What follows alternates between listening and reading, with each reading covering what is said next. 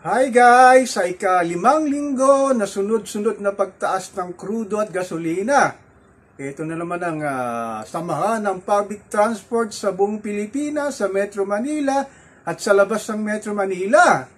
Humihiling na naman sila nagdagdag 2 piso sa pamasahe sa modern jeepney at traditional jeepney. Nakakalungkot na naman, isang panibagong pasan na naman ni Juan Pasang Cruz ang mangyayari sa linggong ito pag inaprubahan ang pagtaas ng pamasahe.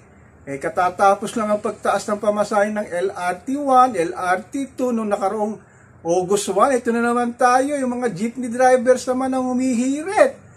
Palibhasa, ang hirap kasi ng deregulated yung law ng ating crudo gasolina na walang magawa ang gobyerno kundi sumunod na lang sa mga gas station. Pag sinabi magtataas sila linggo-linggo, wala tayong magawa. So, si Juan Pasang Cruz ang lagi na lang nahihirapan.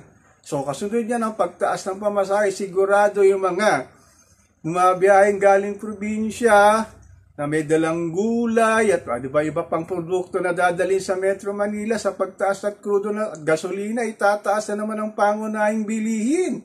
Lalo na ang mga gulay, karne, ano bang pagkain ni Juan Pasang Cruz na lagi na lang nagpapasa ng pasakit sa nangyayari sa ating bansa.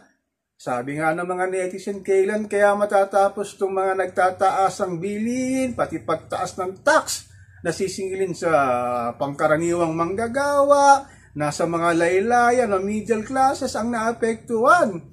Wala na bang pagtigil ito sa ating pang-araw-araw na buhay?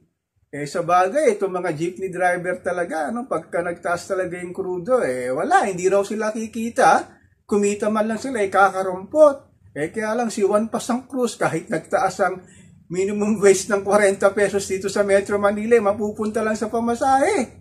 So anong dapat natin gawin? Sabi nga nila, sa ganitong sitwasyon na matuturo tayong magtipid kung anong maaari nating gawing tipid sa ating bulsa o sa ating pangsarili para mabuhay at makakain ng 3 beses ang araw.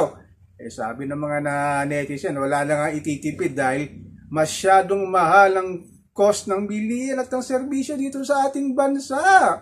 So ano na? Ang pinangako daw ni PBBM ang bagong Pilipinas na bababa yung presyo ng bigas. Hanggang ngayon naman, hindi na mababa yung presyo ng bigas lalo pa nagtaas. Sa walang humpay nagpataas ng crudo at gasolina, sigurado tayo, hindi lang pamasahe ang magtataas. Ito pang ang mga NLEX na dinadaan natin expressway, nagtaas na rin pero kibit-balikat lang si Juan Pasang Cruz kasi wala nga tayong magawa. Sabi nga nila, sa taas na inflation, hindi lang daw sa Pilipinas, sa buong mundo apektado. So anong dapat natin gawin?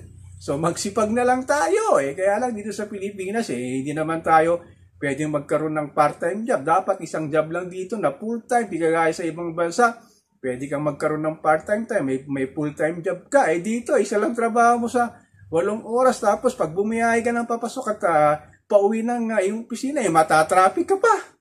So anong dapat natin gawin? Paano diskarte natin gagawin para kumain ng 3 beses ang araw?